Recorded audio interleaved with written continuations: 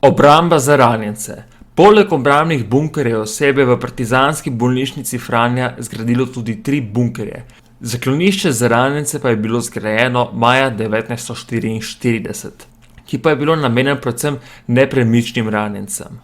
Ostalim ranjencem pa sta bili namenjeni zaklonišči v stenah nad Sotesko.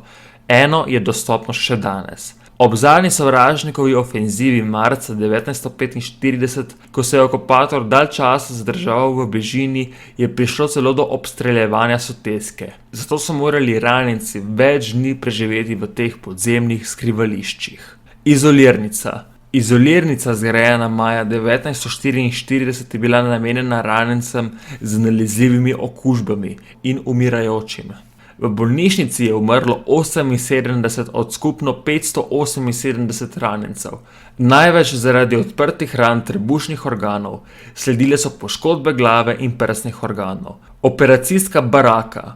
V predprostoru operacijske barake, ki so jo zgradili decembra 1944, je bila lekarna in prostor za sterilizacijo. Preskrba z sanitetnim materialom in zdravili je bila organizirana tako kot dobava hrane. Pošiljale so jih terenske organizacije. Pomoč je po skrivnih zvezah prihajala celo iz Milana in Gradca. V marcu 1944 je prišla prva sanitetna pošiljka od zaveznikov.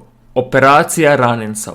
Kirurške posege v bolnišnici so opravljali zdravniki Viktor Volčak, Franja Bojc-Bidovec, Vladislav Klein, Franc Podkoritnik, Edvard Pohar, Bogdan Brecelj in Franci Derganc. Slednji je bil kirurg v tako imenovani leteči kirurški ekipi 9. korpusa, ki je deloval od septembra 1944 do konca vojne.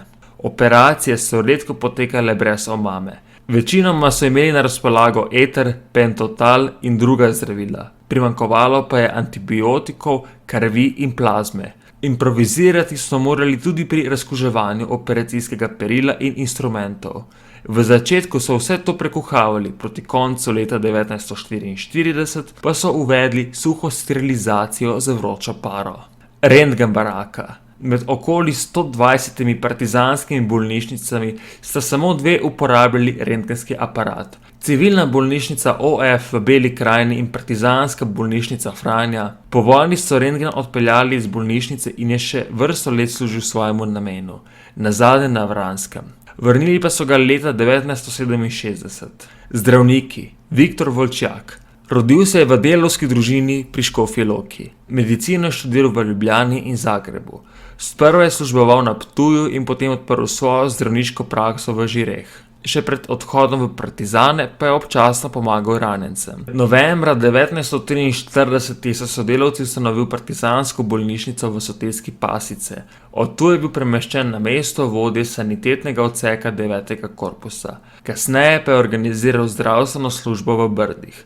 Po končani vojni je služboval v Ljubljani, Beogradu, Zagrebu in ponovno v Ljubljani. Specializiral se je za interno medicino in doktoriral iz vojaškega zdravstva. Franja Bojc-Bidovec. Rodila se je v kmečki družini v nemški vasi pri Ribnici na Dolenjskem. V Ljubljani je obiskovala gimnazijo in se po maturi odločila za zdravniški poklic. Študirala je v Ljubljani, Beogradu in Zagrebu. Kot zdravnica je delovala v Bohinjski Bistrici in Ribnici. Zaradi sodelovanja z osvobodilnim gibanjem je bila večkrat zaprta. Od januarja 1944 do konca vojne je vodila partizansko bolnišnico, ki je bila že v času vojne poimenovana po njej. Tujci. Osebje partizanske bolnišnice Franja je omogočilo varno vrnitev v domovino ameriškemu letalskemu poročniku. Bil je eden od 300 zavezniških pilotov, ki so jih rešili slovenski partizani. Na pobudo njegovih sorodnikov je leta 1997 ameriško združenje pilotov veteranov iz 2. svetovne vojne v zahvalo za pomoč nudeno njihovemu pilotu med vojno podelilo priznanje. V tej bolnišnici pa se je zdravilo tudi 100 ranjencev drugih narodnosti. Največ je bilo Italijanov, teh je bilo kar 43, in pripadnikov različnih narodov iz nekdanje Sovjetske zveze, teh je bilo 24, Jugoslavije 15, Francozov 9, Poljaka sta bila 2, Avstrijca 2 in 2 Američana. Celo ameriški general Eisenhower je bolnici Frani podelil odlikovanje. Upam, da vam je bil današnji dokumentarec všeč. Če vam je bil všeč, pritisnite like in se naročite. Hvala in lep dan.